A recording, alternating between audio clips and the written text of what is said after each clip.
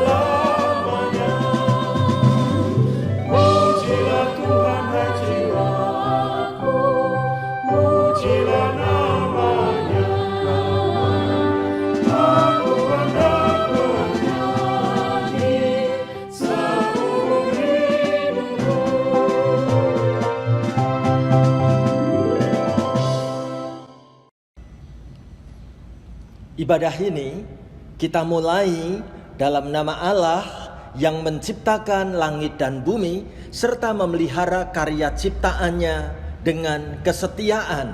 Amin.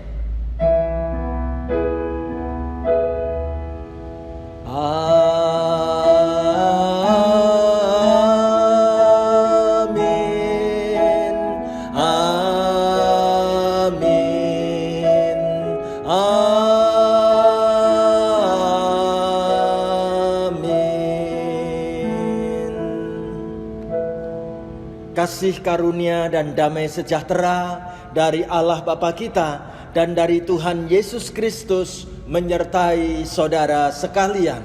Dan menyertai saudara juga. Silahkan duduk.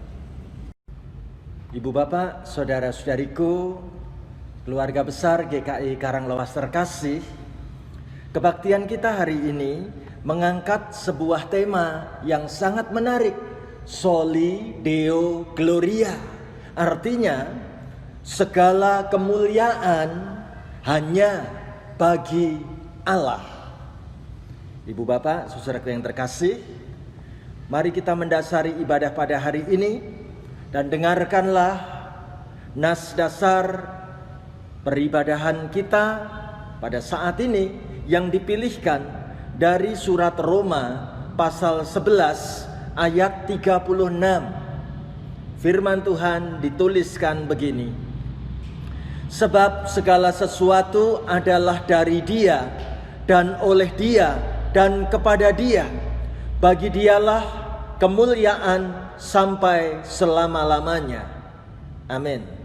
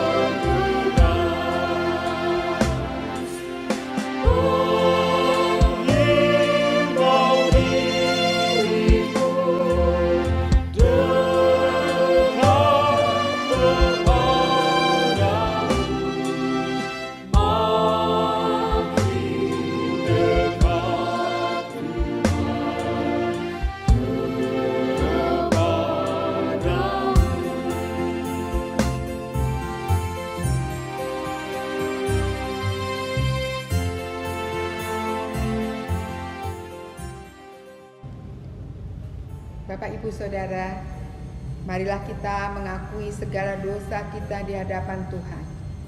Marilah kita berdoa.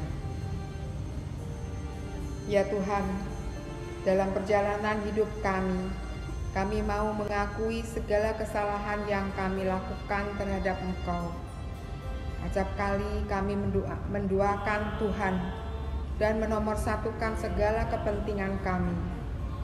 Baru ketika kami tersandung dan merasa lemah, kami mulai mencari-cari Engkau. Di saat kami berelasi dengan anggota keluarga kami, bahkan setiap orang yang berada di sekitar kami, ampuni kami ya Tuhan, ketika kami bertindak angkuh dan enggan untuk mengasihi mereka. Ego kami masih berkuasa sehingga kami merasa diri sebagai manusia yang paling benar di antara sesama kami. Ampuni kami juga ya Tuhan, jika selama ini kami lalai bertanggung jawab atas seluruh ciptaan-Mu. Dengan mudahnya tangan kami merusak lingkungan sekitar kami. Kami menjadi manusia yang tak peduli dengan lingkungan kami. Inilah kami Tuhan, dengan segala dosa-dosa kami. Kiranya Engkau mendengar doa kami, dan kami mau semakin hari semakin dekat kepadamu. Amin.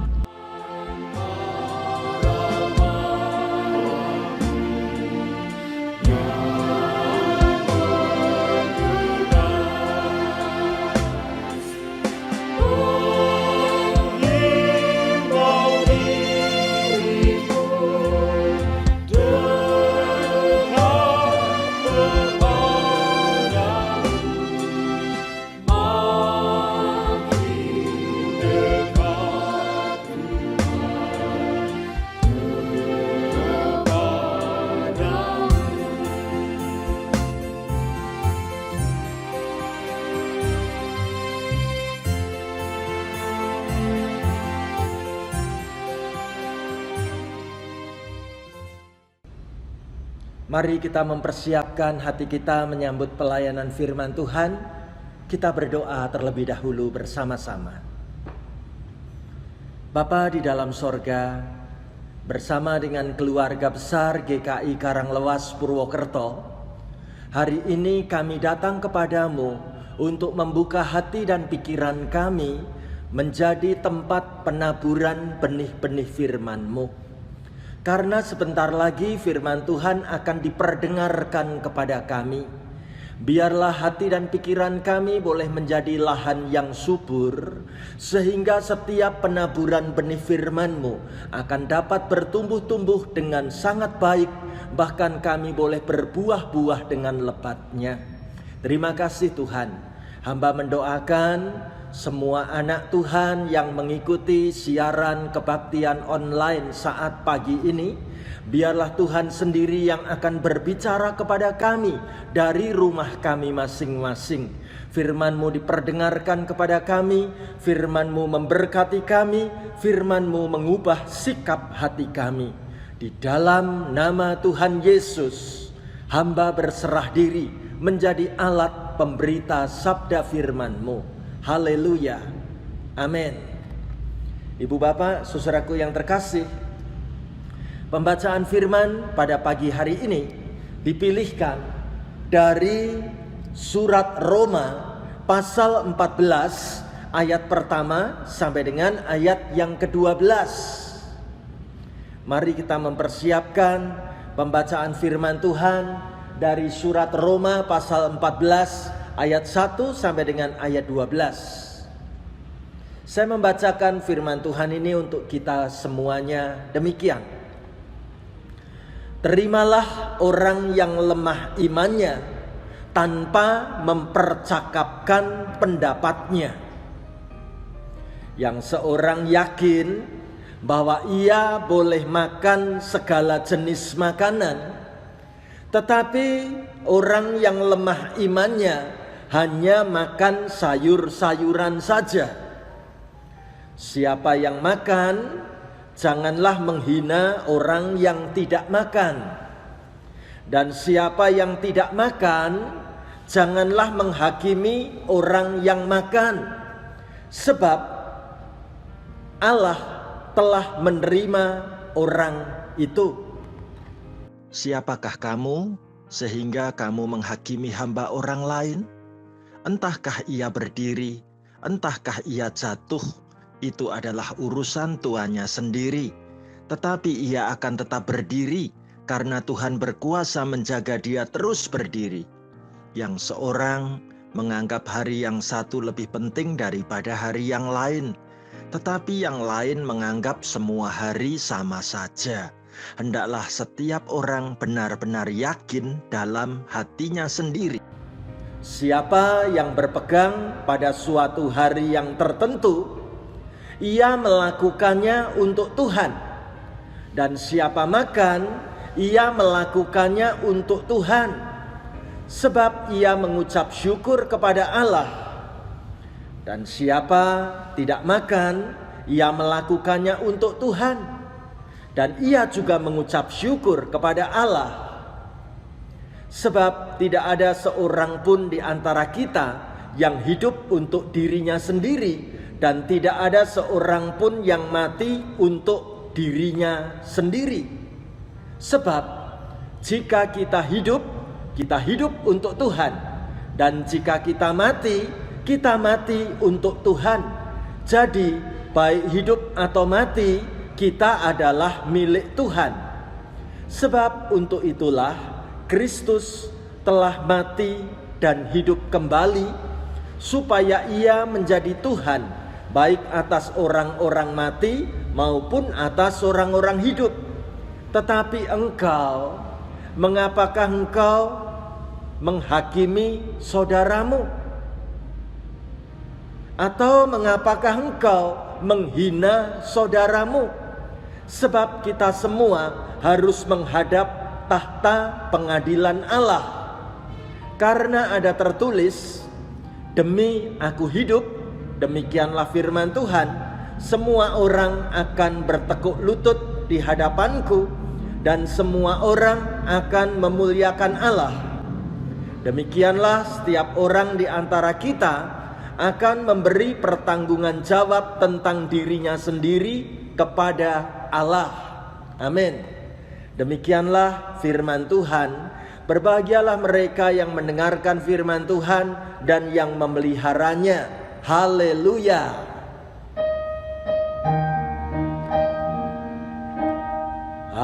Haleluya. Haleluya. Haleluya.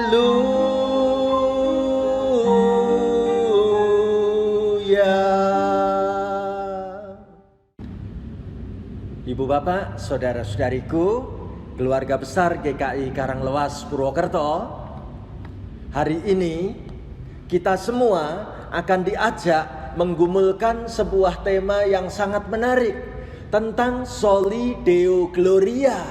Artinya segala kemuliaan hanya bagi Allah. Ibu bapak, saudaraku yang terkasih, di awal khotbah ini saya ingin mengajak kita mencoba menerka-nerka, menduga-duga, kalau ada seseorang menulis kata-kata seperti ini, kira-kira sedang terjadi masalah apa? Dia katakan apa? Kowe bar ngemil aspal po. Ya. Kalau diterjemahkan, kamu barusan nyemil makan camilannya aspalkah? Orang ini kenapa ya kok ngomong gitu? Jadi ditanya, ada apa sih? Dia jawab, kok suaramu atos? Ya. Kok nada bicaramu keras? Kayak orang habis makan aspal katanya. Ya. Ada masalah apa ya? Orang ini tiba-tiba ngomongnya kayak gitu. Atau kita diajak menduga-duga, menerka-nerka ketika seseorang menulis kata-kata begini. Omonganmu koyok ciu. Ya. Kata-katamu itu kayak arak, minuman beralkohol. Pasti ditanya, kenapa ya orang ini sampai nulis kayak gitu? Dia katakan sidik tapi marahi ngeluh. Ya, cuman sedikit tapi bikin pusing kepala. Ya, kata-katamu itu kayak arak, sedikit tapi bikin sakit kepala. Ibu bapak, saudara yang terkasih, kalau kita melihat ungkapan-ungkapan seperti ini, kita pasti bisa menduga bahwa orang ini sedang terluka perasaannya, sedang tersakiti hatinya ketika mendapatkan kata-kata yang membuat sangat tidak nyaman untuk didengarkan, sehingga reaksinya seperti itu. Nah, sekarang saya mau mengajak kita mencoba menduga-duga, mencari tahu kalau Rasul Paulus sampai mengirim surat kepada gereja Tuhan di kota Roma. Dalam bacaan firman hari ini, Roma 14 ayat 1 sampai 3, ada masalah apa di sana? Ayo ibu bapak, saudara-saudariku, kita baca bareng-bareng firman Tuhan ini sama-sama demikian. Terimalah orang yang lemah imannya tanpa mempercakapkan pendapatnya, yang seorang yakin bahwa ia boleh makan segala jenis makanan, tetapi orang yang lemah imannya hanya makan sayur-sayuran saja. Siapa yang makan, janganlah menghina orang yang tidak makan, dan siapa yang tidak makan, janganlah menghakimi orang yang makan. Sebab Allah telah menerima orang itu. Menarik sekali kalau kita bertanya-tanya, di jemaat Tuhan di gereja Kristen Roma pada saat itu sedang mengalami ada persoalan apa? Ibu bapak, saudaraku yang terkasih, kita sama-sama tahu bahwa gereja Kristen Roma pada saat itu adalah gereja yang berada di lingkungan kota besar, kota metropolitan. Dan kita pun memahami bahwa ternyata anggota jemaat, orang-orang Kristen yang ada di gereja Roma saat itu memiliki latar belakang dari berbagai bangsa. Rasul Paulus seringkali membedakan bagaimana di tengah-tengah gereja Tuhan di kota Roma itu terdiri atas orang-orang Yahudi dan orang-orang yang bukan Yahudi. Jadi saat itu ternyata di tengah-tengah jemaat Tuhan di gereja Kristen Roma timbul sebuah persoalan yang berlarut-larut. Muncul perdebatan yang tak kunjung selesai. Persoalan yang pertama diangkat adalah soal makanan. Bagi orang-orang Yahudi yang memiliki latar belakang taat kepada peraturan-peraturan Taurat, mereka dari kecil dididik untuk makan itu hanya makanan-makanan tertentu, dan dilarang makan makanan yang tidak halal. Jadi saat itu kelompok jemaat yang berlatar belakang budaya Yahudi meminta supaya peraturan macam ini ditegakkan di tengah-tengah komunitas gereja Tuhan di kota Roma. Orang-orang yang non-Yahudi diminta untuk mau mengikuti peraturan model tata cara hukum Taurat. Ibu bapak, saudaraku yang terkasih, sementara bagi kelompok orang-orang non-Yahudi, makanan itu segala sesuatu boleh dimakan. Maka kita melihat saat itu konflik mulai terjadi. Bagaimana satu dengan yang lain saling menghakimi. Satu dengan yang lain mengatakan kamu ini lemah imannya, kamu ini tidak kuat imannya. Bandingkan dengan kami yang lebih kuat, kami bisa untuk makan segala jenis makanan. Sementara kelompok yang tidak makan makanan tertentu mengatakan, oh itu yang membuat kamu lemah iman. Orang yang kuat iman itu tidak tergoda dengan makanan apapun. Ibu bapak saudaraku yang terkasih, persoalan saling menyakiti, persoalan saling menuduh, saling menghakimi terjadi untuk persoalan seputar makanan. Apakah di gereja Kristen Roma persoalannya cuman itu saja? Tidak. Kita lihat persoalan yang kedua. Apakah itu? Ayo kita baca bareng-bareng firman Tuhan dari ayat 5 dan ayat yang ke-6. Kita ucapkan sama-sama begini. Yang seorang menganggap hari yang satu lebih penting daripada hari yang lain. Tetapi yang lain menganggap semua hari sama saja. Hendaklah setiap orang benar-benar yakin dalam hatinya sendiri. Siapa yang berpegang pada suatu hari yang tertentu, ia melakukannya untuk Tuhan. Dan siapa makan, ia melakukannya untuk Tuhan, sebab ia mengucap syukur kepada Allah. Dan siapa tidak makan, ia melakukannya untuk Tuhan, dan ia juga mengucap syukur kepada Tuhan. Ibu bapak, saudara-saudariku, ternyata muncul lagi persoalan di kalangan kelompok-kelompok saat itu. Bagaimana kelompok-kelompok orang Yahudi itu memiliki perhitungan hari-hari tertentu. Sementara bagi jemaat di kota Roma yang bukan orang Yahudi menganggap semua hari itu sama saja. Dan mereka pun saling menyerang, saling menghakimi, saling melukai hati seorang dengan yang lain. Itu sebabnya Rasul Paulus mengatakan, biarlah tiap-tiap orang memegang teguh pemahaman keyakinannya masing-masing. Jangan menghakimi yang lain. Bukankah kalau orang tidak makan itu sedang dalam rangka ingin memuliakan Allah? Sementara orang yang makan pun juga melakukannya untuk Allah, dan dia juga sedang memuliakan Allah. Bagaimana orang yang menganggap penting hari-hari tertentu dan orang yang menganggap semua hari sama saja, semuanya sedang mempermuliakan Allah, sedang mengucap syukur kepada Allah. Janganlah saling menuduh, jangan saling menghakimi, jangan saling menyakiti.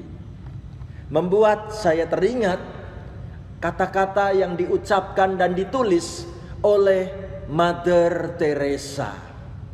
Apa kata-kata yang dituliskan di sana? If you judge people, you have no time to love them. Kalau engkau menghakimi orang, maka engkau tidak punya waktu untuk mengasihi mereka. Waktu-waktu hidup ini cuman kepengen untuk cari-cari salahnya orang lain. Kapan kita sempat punya waktu untuk mengasihi? Bicara tentang mencari-cari kesalahan atau mengasihi membuat saya teringat kisah tentang sepasang suami istri yang datang kepada pendeta. Mereka kepengen berbagi pengalaman hidup sebagai pasangan suami istri sekian tahun lamanya, bisa tetap awet dan bertahan. Maka dengan penuh kasih mereka datang kepada sang pendeta dan bertanya, Pak Pendeta kira-kira kepengen tahu enggak rahasia hidup rumah tangga kami kok bisa tetap awet dan terus kami menikmati hari-hari hidup sebagai pasangan suami istri? Pendeta mengatakan, wow, boleh dong, ayo ceritakan kepadaku. Gini Pak Pendeta, kami berdua hari ini datang sesungguhnya mau menceritakan rahasia seputar apa kekurangan pasanganku dan apa kelebihan pasanganku. Pendeta ini menanyakan, kalau begitu tolong aku mau ngerti nih, suami istri ini, beranikah engkau menyebutkan apa kekurangan pasanganmu? Mereka berdua dengan kompak mengatakan, Pak Pendeta, jujur kami katakan kekurangan pasanganku itu sebanyak bintang di langit. Suami jawab kayak gitu, istrinya juga jawab yang sama. Kekurangan pasanganku itu banyaknya luar biasa Pak Pendeta. Seperti jumlah bintang di langit itu loh, banyak banget pokoknya. Pendeta ini kaget. Lah terus kalau kelebihan pasanganmu apa? Ya, mereka berdua dengan kompak mengatakan, Pak Pendeta, kelebihan pasanganku itu cuma ada satu. Dan benar-benar sangat sedikit. Cuman satu saja. Seperti matahari di langit. Wah, pendeta ini kaget. Bicara kekurangannya banyak sekali kayak jumlah bintang di langit. Bicara soal kelebihannya cuman satu kayak matahari di langit. Lalu pendeta ini bertanya, kalau kalian saling memahami kekurangan pasanganmu sebanyak itu dan kelebihan yang dimiliki pasanganmu cuma satu, apa rahasianya bisa pernikahanmu bertahan begitu lama? Mereka tersenyum dan saling berpelukan.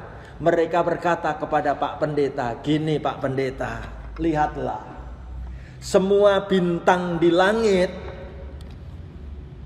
jadi tidak terlihat saat matahari terbit.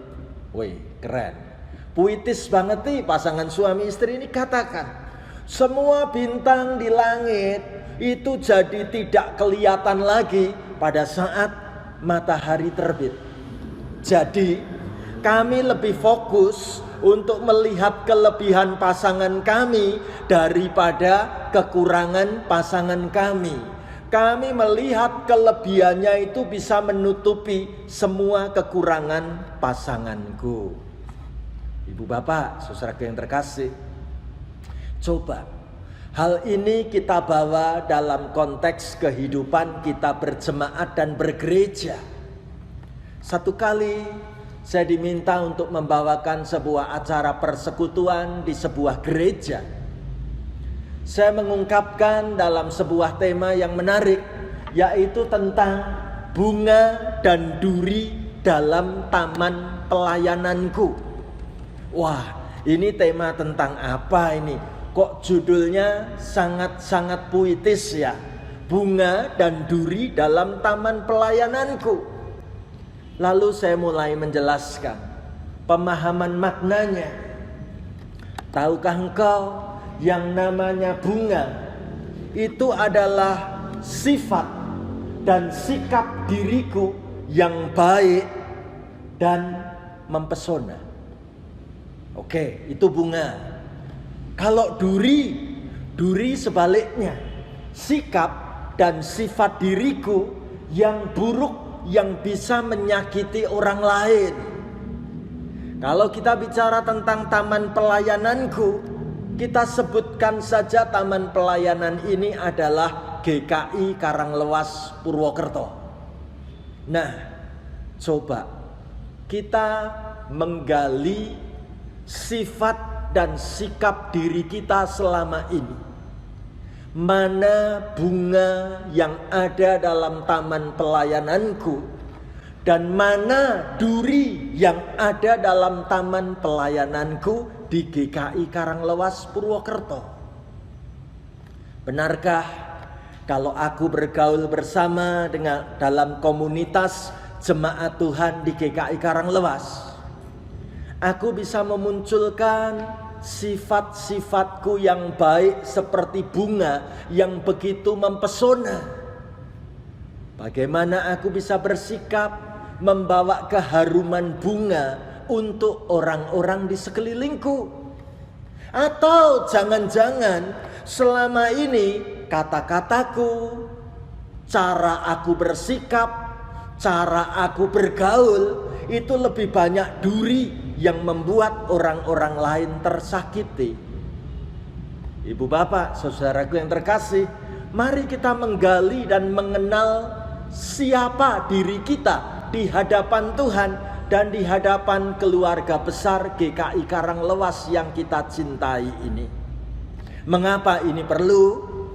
Karena kita belajar dari gereja Tuhan di kota Roma. Kita mau tumbuh bareng-bareng. Kita tidak ingin saling menyalahkan, saling menghakimi. Kita kalau saat nanti GKI Karanglewas mulai mengadakan ibadah onsite, kebaktian di gedung gereja, jangan sampai muncul kata-kata kayak gereja Tuhan di kota Roma. Kamu gak berani berangkat ke gereja, mana imanmu? Sebaliknya, orang yang benar-benar memperhatikan dirinya dan tahu tentang sakit yang ada dalam dirinya mengatakan, dengan akal sehatku, aku lebih menikmati ibadah online di rumah. Justru aku bertanya-tanya, kamu kok berangkat ke gereja, apa enggak dipikir pakai pikiran yang matang? Lalu muncul konflik, muncul perdebatan, muncul kata-kata yang saling menyerang dan menyakiti. Itu pasti keliru. Firman Tuhan justru mengajarkan bagaimana hidup saudara dan saya taat kepada firman Allah. Mengapa ini penting? Saudaraku, andai kata kita membayangkan diagram gambar ini untuk menceritakan tentang gereja Tuhan di GKI Karanglewas. Target perubahan macam apa yang ingin aku lakukan untuk gerejaku di tempat ini? Saya menggambarkan lewat 3 jenis lingkaran yang berbeda warna. Ayo kita lihat dulu lingkaran warna merah. Apakah ini? Lingkaran warna merah ini adalah lingkaran pengunjung kebaktian. Kita rindukan pada saatnya pengunjung kebaktian kembali datang di dalam kebaktian ibadah di GKI Karanglewas. Ketika situasi pandemi nanti sudah berlalu, semua bisa bergabung. Ada sebuah kerinduan dari lingkaran warna merah, lingkaran para pengunjung ibadah. Apakah aku ingin ada perubahan yang terjadi di gereja ini? Apakah itu? Kita bawa masuk dari lingkaran merah, masuk ke dalam lingkaran biru. Apa itu? Lingkaran aktivis. Aku ingin bukan cuma datang di dalam kebaktian, tapi kalau memang Tuhan masih beri umur panjang padaku, Tuhan beri sehat padaku, biarlah aku bisa aktif, ikut terlibat di dalam kegiatan-kegiatan di gereja Tuhan di GKI Karanglewas. Lalu dari lingkaran biru kita bawa masuk ke dalam lingkaran yang warnanya hijau muda. Apakah itu? Lingkaran siap untuk ikut memimpin gereja ini. Sungguh-sungguh ikut melayani dan memimpin keberadaan gereja Tuhan di tempat ini.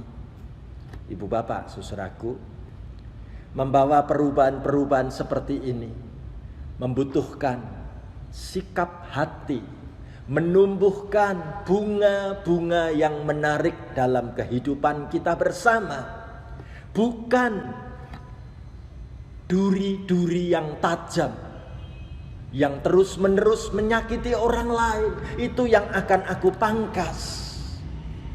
Pertumbuhan perkembangan gereja terjadi ketika jemaat Tuhan memiliki prinsip hidup loving and caring. Bagaimana aku dipanggil mengasihi, Dan bagaimana aku dipanggil untuk peduli, perhatian. Lihatlah gambar lilin ini. Ketika lilin yang sebelah nyala apinya hampir padam, maka lilin yang besar membagikan nyala apinya untuk lilin di sebelahnya. Aku mengasihimu, aku memperhatikanmu. Ayo kita tetap bernyala bersama. Ibu bapak, saudaraku yang terkasih, mengapa hal ini penting dan sungguhkah ini perlu aku lakukan? Mana dasar ayat firman Tuhannya? Kita temukan bagaimana kunci jawabannya ada di dalam Roma 14 ayat 7 dan ayat yang ke-8. Saya ajak ibu bapak, saudara-saudari dari rumah masing-masing, ayo kita membaca bareng-bareng firman Tuhan begini. Sebab tidak ada seorang pun di antara kita yang hidup untuk dirinya sendiri, dan tidak ada seorang pun yang mati untuk dirinya sendiri. Sebab jika kita hidup untuk Tuhan. Dan jika kita mati untuk Tuhan. Jadi baik hidup atau mati, kita adalah milik Tuhan. Ibu bapak, saudara-saudariku yang terkasih, ayat ini menjadi ayat kesukaan saya. Saya selalu mengenang, mengingat, dan menyimpan dalam kehidupan pelayanan saya. Bagaimana selalu penting untuk mengingat tidak ada seorang pun di antara kita yang hidup untuk dirinya sendiri. Dan tidak ada seorang pun yang mati untuk dirinya sendiri. Yang utama, jika kita hidup untuk Tuhan. Dan jika kita mati untuk Tuhan. Jadi baik hidup atau mati, kita adalah milik Tuhan. Ibu bapak, saudara-saudariku yang terkasih, saya ingin menutup khotbah ini dengan sebuah kesaksian tentang bagaimana kalau saya ditanya mengapa saya menjadi pendeta.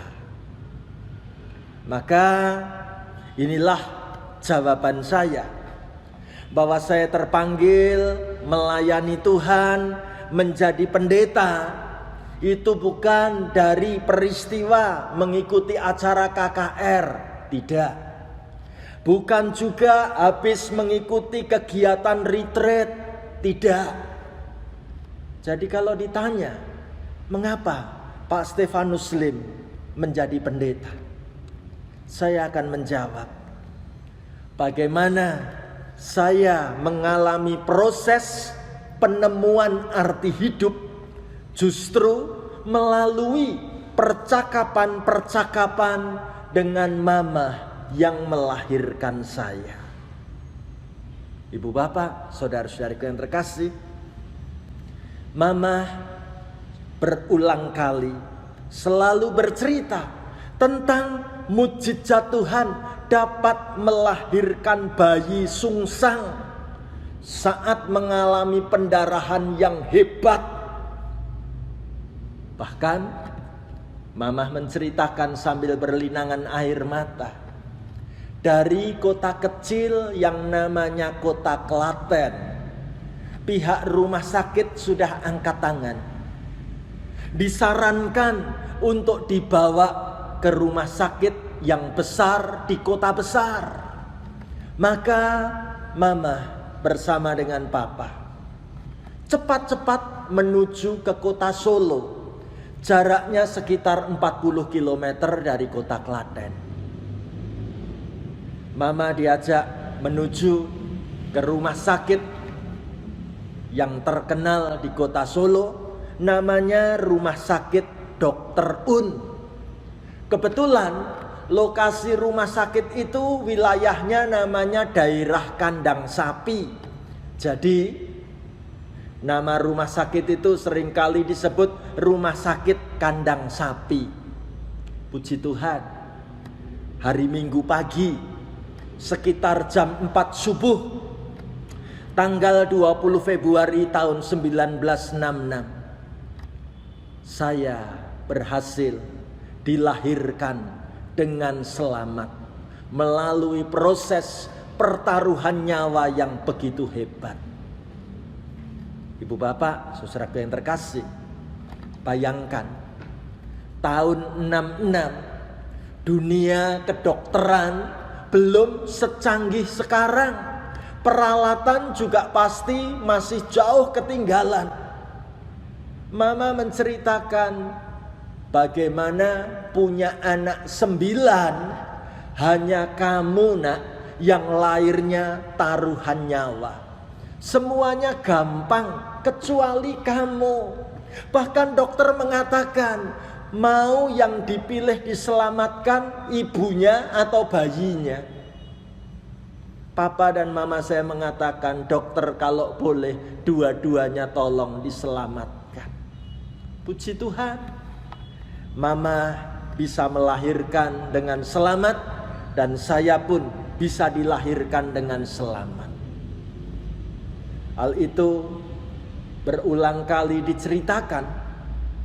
Terlebih ketika saya berada di sekolah SMA Negeri 1 Klaten. Saya adalah bagian dari siswa SMA Negeri 1 Klaten dari jurusan IPA. Ketika ditanya, kamu nanti lulus SMA mau kemana? Belajar dari menghayati kisah-kisah cerita mama, saya menetapkan satu keputusan. Kalau Tuhan berkenan, aku cuma mau daftar satu sekolah saja. Kemana? Inilah kampus yang saya pilih. Sekolah Tinggi Teologia Duta Wacana Yogyakarta. Puji Tuhan, waktu mendaftar, mengikuti proses seleksi, saya dinyatakan diterima. Saya bersyukur. Dan ini adalah foto saya bersama dengan teman-teman seangkatan, angkatan tahun 1985 lulus SMA. Menurut Bapak Ibu Saudara-saudari, kira-kira foto saya yang mana ya dari foto yang ada di situ? Boleh ditebak? Saya kasih jawabannya ya. Ini saya kasih tanda. Itu foto saya. Ibu Bapak, saudara yang terkasih, saya bersyukur pada saat masuk Sekolah Tinggi Teologi Duta Wacana, tepat tahun 1985, Sekolah Tinggi Teologi Duta Wacana sedang berubah nama menjadi Universitas Kristen Duta Wacana Yogyakarta. Dan yang namanya Sekolah Tinggi Teologi sekarang menjadi Fakultas Teologi. Itu terjadi pada angkatan saya tahun 85. Ibu bapak, saudaraku, mama selalu mengingatkan saya bahwa hidupmu adalah karena mujizat Tuhan. Itu sebabnya mama selalu berkata, dari 9 orang anaknya mama, ternyata cuman kamu saja nak yang terpanggil melayani Tuhan menjadi pendeta. Ibu bapak, saudara yang terkasih, itu sebabnya ketika saya diminta menuliskan bagaimana seorang sahabat akan ditahbiskan menjadi pendeta, saya menuliskan kata-kata seperti ini dalam buku acaranya. Bagi saya, panggilan menjadi pendeta itu harus bermakna full time, sepenuh waktu, tetapi sekaligus full heart, sepenuh hati. Jadi saya selalu bersiap mempersembahkan hidup untuk Tuhan dan untuk gerejanya secara full time dan secara full heart. Itu sebabnya saya boleh melayani dengan penuh sukacita, dan selalu ingin bisa bersemangat untuk membaktikan hidup saya, memberikan apa yang terbaik dapat melayani Tuhan dan gerejanya. Kalau saya ditanya, Pak Stefanus, jadi pendeta itu berat atau berkat? Saya sengaja menyandingkan dua kata ini bersebelahan.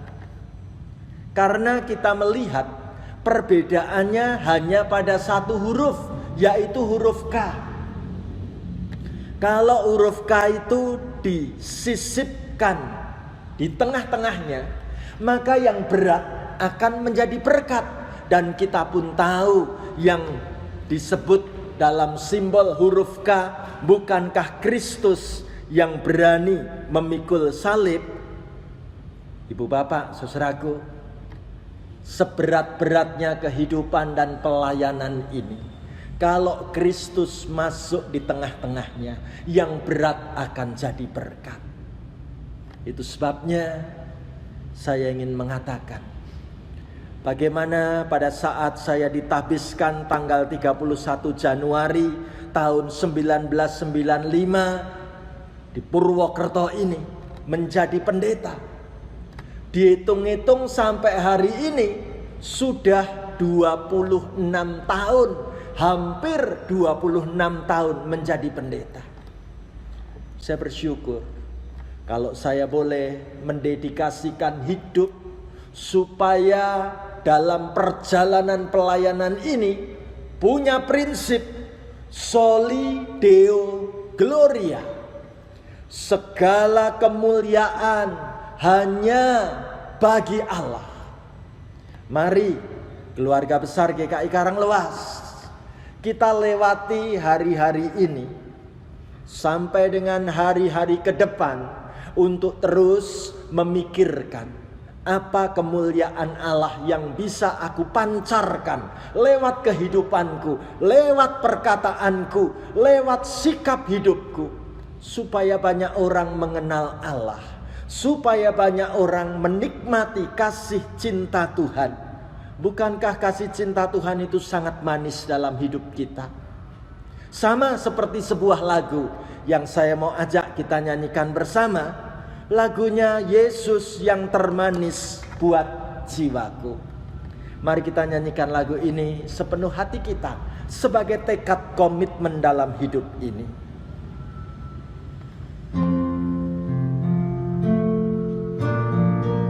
Letakkan tanganmu di dadamu. Hayati setiap kata-kata dalam lagu ini. Sungguh benar, Yesus yang termanis buat jiwaku.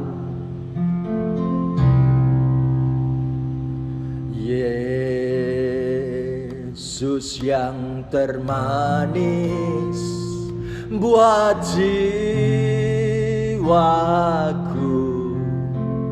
buat jiwaku, buat jiwaku.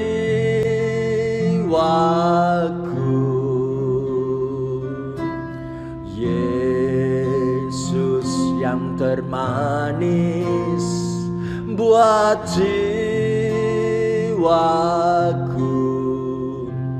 ku cinta selamanya. Angkat tanganmu, saudaraku. Yesus yang termanis buat jiwaku, buat jiwaku, buat jiwaku.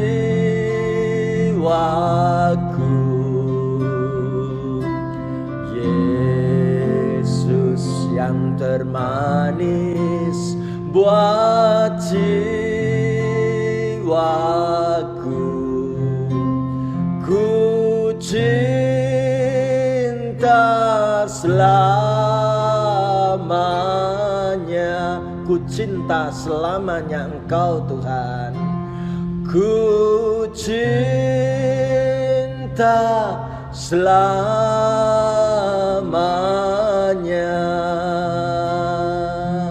Biarlah musik mengiringi doa-doa kita, berdoalah. Saudaraku, hidup seperti apa yang ingin kau berikan untuk Tuhan? Ketika kita punya prinsip soli deo gloria, segala kemuliaan hanya bagi Allah. Apa yang ingin kau lakukan untuk mempermuliakan Allah lewat hidupmu, saudaraku? Benarkah engkau memberikan bunga-bunga yang indah bermekaran melalui kata-kata dan sikap hidupmu? Bunga yang harum, bunga yang menarik dan mempesona melalui apa yang ingin kau berikan buat Tuhan melalui sikap hari-hari hidupmu. Saudaraku, mintalah ampun kalau selama ini masih banyak duri-duri yang tajam, yang menyakiti hati banyak orang, bahkan mungkin menyakiti hati keluarga sendiri. Berdoalah, minta supaya tangan Tuhan yang akan menopang engkau memangkas duri-duri yang penuh dengan kesakitan ini. Biarlah kasih cinta Tuhan memampukan hidupmu melayani Tuhan dalam taman pelayanan yang terbaik di gereja Tuhan, di dalam hidup keluargamu, dimanapun Tuhan menempatkanmu. Maukah saudaraku, hari ini kita sepakat mempersembahkan kemuliaan hanya bagi Allah? Kalau kita katakan aku mau, mari kembali kita nyanyikan lagu ini sepenuh hati kita. Yesus yang termanis buat jiwaku, Yesus yang termanis buat jiwaku, buat jiwaku, buat jiwaku.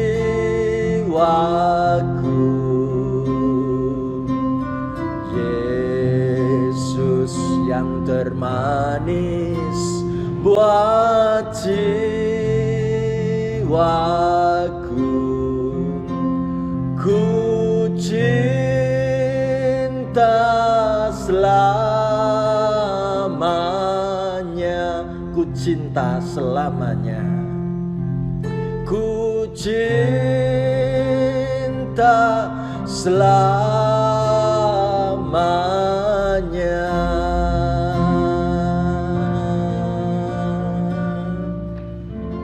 Terima kasih Tuhan Yesus. Hamba boleh mendoakan semua anak-Mu yang mengikuti siaran kebaktian online hari ini.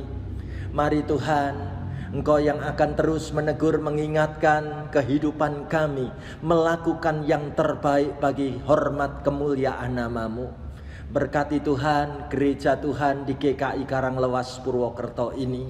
Terus menerus kami boleh terlibat membangun kehidupan persekutuan yang terindah. Terus menerus Tuhan memakai kami untuk ikut memajukan gereja-Mu dan jemaat-Mu di tempat ini. Hamba berdoa untuk semua pergumulan hati anak-anak-Mu. Engkau mendengar seruan isi hati anak-anak-Mu satu persatu. Dan Tuhan memberkati kami semua dengan pertolongan sabda firman-Mu. Di dalam nama Tuhan Yesus Kristus, kami siap mempersembahkan segala kemuliaan hanya bagi-Mu ya Allah. Soli Deo Gloria. Haleluya. Amin.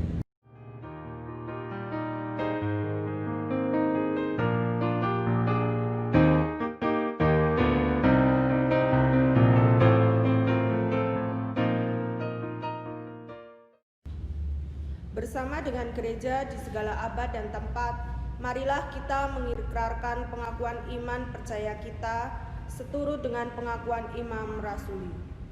Aku percaya kepada Allah, Bapa yang Maha Kuasa, Khalik langit dan bumi, dan kepada Yesus Kristus, Anaknya yang tunggal Tuhan kita, yang dikandung dari Roh Kudus, lahir dari anak darah Maria, yang menderita sengsara, di bawah pemerintahan Pontius Pilatus, disalibkan, mati dan dikuburkan.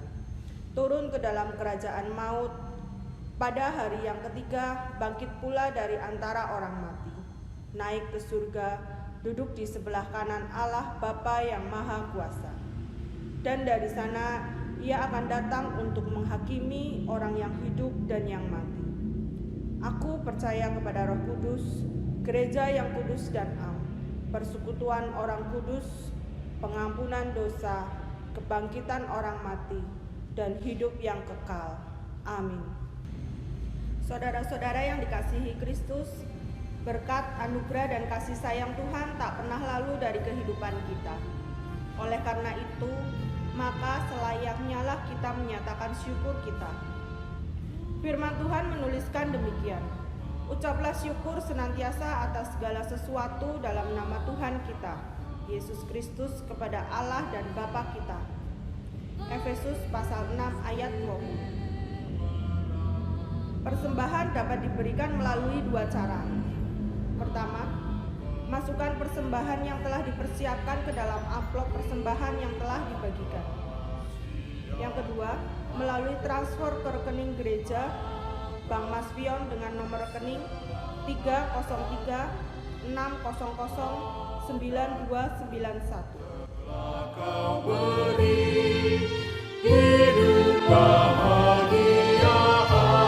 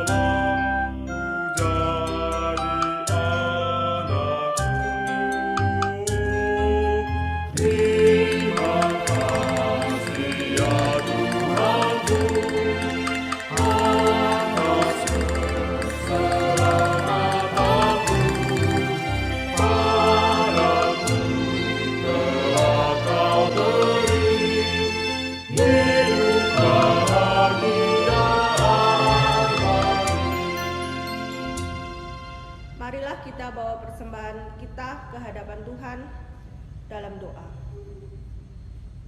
Tuhan Yesus, kami bersyukur untuk kesempatan yang kembali Tuhan berikan kepada kami untuk dapat menyerahkan persembahan kami kepada gereja Tuhan. Di dalam banyak keterbatasan yang menghimpit kami saat ini, mampukanlah kami untuk terus menjadi berkat bagi gereja dan sekitar kami. Kami menyadari sungguh bahwa ketika kami bersungguh-sungguh di dalam Tuhan, tidak ada satu hal pun yang luput dari pemeliharaan tangan Tuhan. Kami selalu dicukupkan dan diperlengkapi dengan apa yang perlu, sehingga kami pun dapat kembali menjadi saluran berkat bagi sesama dan gereja. Salah satunya melalui persembahan ini. Di dalam nama-Mu kami berdoa dan mengucap syukur.